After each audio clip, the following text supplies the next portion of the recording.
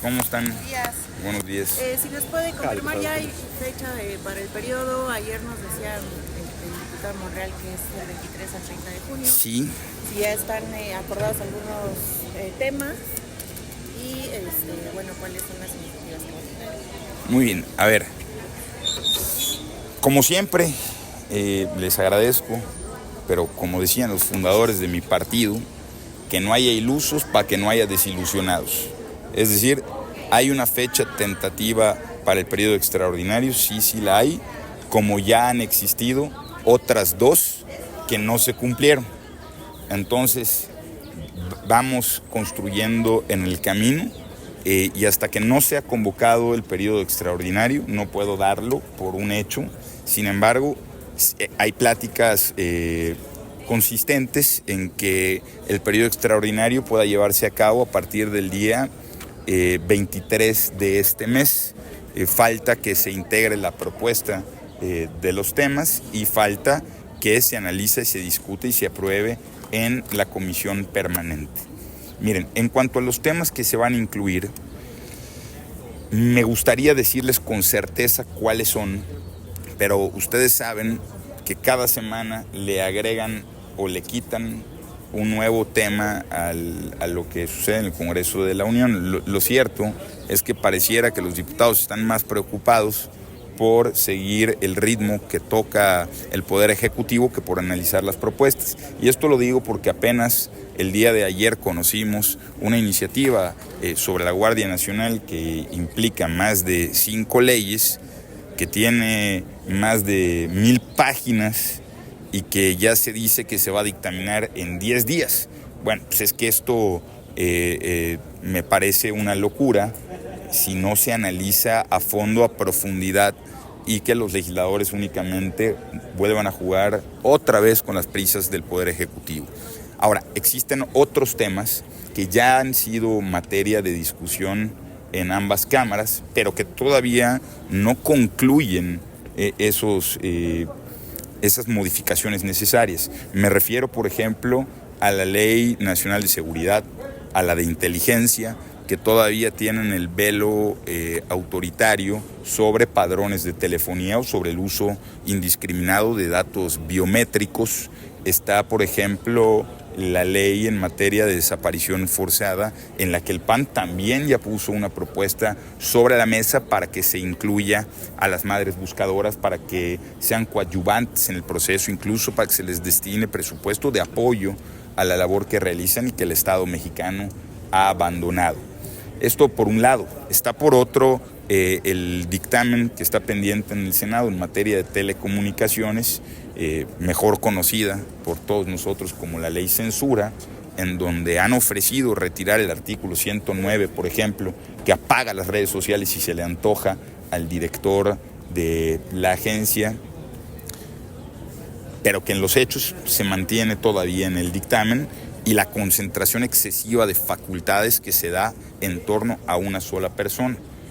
Entonces, hasta ahorita no se conoce cuál es la versión final que pretenden discutir en estas materias. Me parece que todas son de la mayor relevancia. El PAN está listo, desde luego, para acudir a todas las mesas, para contribuir a que estas materias puedan resolverse de la mejor manera para las y los mexicanos, pero es un proceso que tiene que continuar y que lamentablemente normalmente es regido por las prisas. El diputado Monreal explicaba que esta iniciativa de ley de Guardia Nacional ahora sí pertenecería a la Sedena. ¿Cuál va a ser su postura al respecto? Mira, nosotros vamos a analizar la iniciativa por sus méritos en su totalidad. Es un acto sumamente prematuro tener una opinión de toda una iniciativa de 1000 páginas en menos de 24 horas. Pero doy algunos comentarios preliminares. ¿Cómo le vamos a creer al gobierno que ahora sí va a solucionar el problema de la seguridad cuando en 7 años lo que hemos visto es una violencia creciente en muchísimos lugares del país? Pues es que la militarización no es la solución. O sea, no podemos seguir mermando responsabilidades civiles en los cuerpos de seguridad de nuestro país, que no ha tenido un resultado positivo para la sociedad, y esto además puede contravenir todavía algunos puntos constitucionales. Por lo tanto, vamos con toda mesura y con toda responsabilidad a analizar esta norma, pero sobre todo a analizarla en el contexto de la nueva ley de seguridad, de la nueva ley de inteligencia, de la ley en materia de desaparición forzada y de esta supercurp que quiere manejar la agencia digital, porque todo pareciera que se están encaminando varios artículos de todas estas normas al control de los datos personales y a vulnerar la vida privada de las personas. Y sobre este posicionamiento para respaldar, digamos, al gobierno de México ante las acusaciones de la Secretaría de Seguridad de Estados Unidos. ¿Cuál posicionamiento? Es que ayer el diputado Monreal decía que estaban haciendo un posicionamiento, bueno, de su bancada, y después iba a verlo con ustedes, para que fuera un posicionamiento de todo el Congreso. Primero tendría que existir ese posicionamiento. No puedo opinar nada más sobre una intención de un grupo parlamentario. No conozco ningún documento, no existe todavía, al menos de conocimiento, del grupo parlamentario del PAN. Diputado, sobre las acusaciones que hizo en la mañana la presidenta de que la oposición es responsable de que Estados Unidos la esté acusando de agitadora.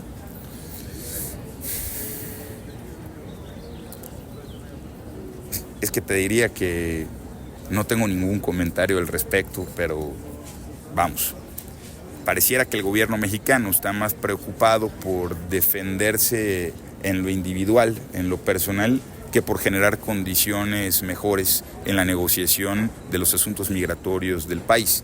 Me parece que esa es la materia en la que todos debiéramos de estar ocupados, en resolver los ataques que se ha recibido de parte del gobierno de Estados Unidos, y me refiero en materia tributaria. Hoy tenemos aranceles que decían que ya no iban a existir desde el gobierno mexicano, hasta convocaron una fiesta en el Zócalo, y hoy existen aranceles al acero, al aluminio, bueno, hasta las remesas, y todavía hay legisladores, y me refiero al presidente del Senado, que se burla de esta situación, generando consecuencias todavía más negativas. Hoy es un hecho incontrovertible que el gobierno de Estados Unidos ha intensificado su actividad antimigratoria y ha intensificado su actividad en ciudades en donde existen muchos mexicanos habitando, y esa tiene que ser nuestra preocupación, que todo el Estado mexicano se aboque a generarles mejores condiciones a las y a los mexicanos. Si a la señora presidenta lo que le preocupa es lo que piensen de su persona el gobierno de Estados Unidos, pues eso lo tiene que resolver ella. No ha sido el PAN desde ningún frente quien ha generado, por un lado, ni las declaraciones de Estados Unidos, ni las irresponsables declaraciones mexicanas en un llamado a la movilización que luego buscan desdecirse. Yo creo que todos tenemos que actuar con responsabilidad, y así lo va a hacer el PAN. Primero están las familias mexicanas y su bienestar, y luego cualquier asunto de grilla. Nada más que si se meten en problemas por sus propias declaraciones, buscar culpar a otros es lo más infantil que existe. Diputado, pero el llamado fue a que escribieran a los senadores, a la movilización, para que escribieran a los senadores en cuanto a las remesas, no en cuanto a las... Sí, bueno, no en cuanto a las manifestaciones. Esa explicación debiera de darla el Ejecutivo y quien hizo esa declaración. Por eso yo digo que lo que a nosotros nos importa es que las familias mexicanas tengan mejores condiciones y no a las defensas personales. Si tuviera que aclarar algo el Ejecutivo, que lo aclare, que lo superen y que se pongan a trabajar en soluciones reales. Porque hasta ahorita tenemos bailes en el Zócalo, llamadas telefónicas, fotos triunfalistas, y por otro lado, cero resultados para las mexicanas y para los mexicanos en materia de remesas, en materia de aranceles, y en este momento en materia de pacificar una situación lamentable que se da en una ciudad como Los Ángeles. ¿Estas crecientes protestas evidenciarían una crisis diplomática? Hay una crisis en materia migratoria, eso es un hecho, porque cuando se llega a actos violentos es que están fracasando las políticas públicas. La crisis migratoria la crisis diplomática se da en otra arena. La crisis diplomática se da ante la ineficacia que existe para concluir en acuerdos bilaterales y que solo un país como Estados Unidos continúe imponiendo sus propias decisiones de manera unilateral en países que somos aliados y que incluso tenemos tratados de comercio.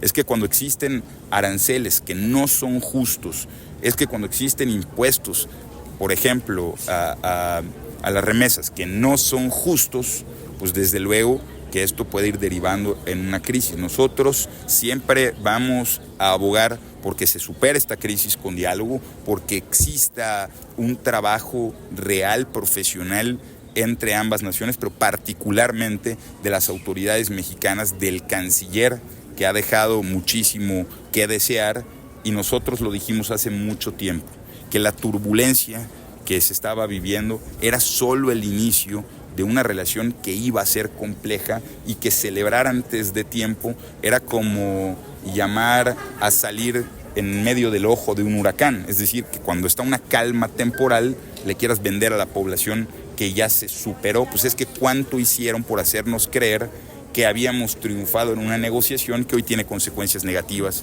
para nuestro país. O sea, todavía no podemos hablar de crisis diplomática. Existen, desde luego, señales preocupantes que un gobierno como el de Estados Unidos, con una funcionaria parada al lado del presidente, señale a la jefa de Estado mexicano, pues desde luego que ya es una señal de alerta grave, que no celebramos desde ningún punto, que nosotros insistimos en que esto se tiene que superar con diálogo, pero que desde luego es una situación no deseable en materia de relaciones diplomáticas. Muy bien, muchas Les gracias, agradezco mucho. diputado.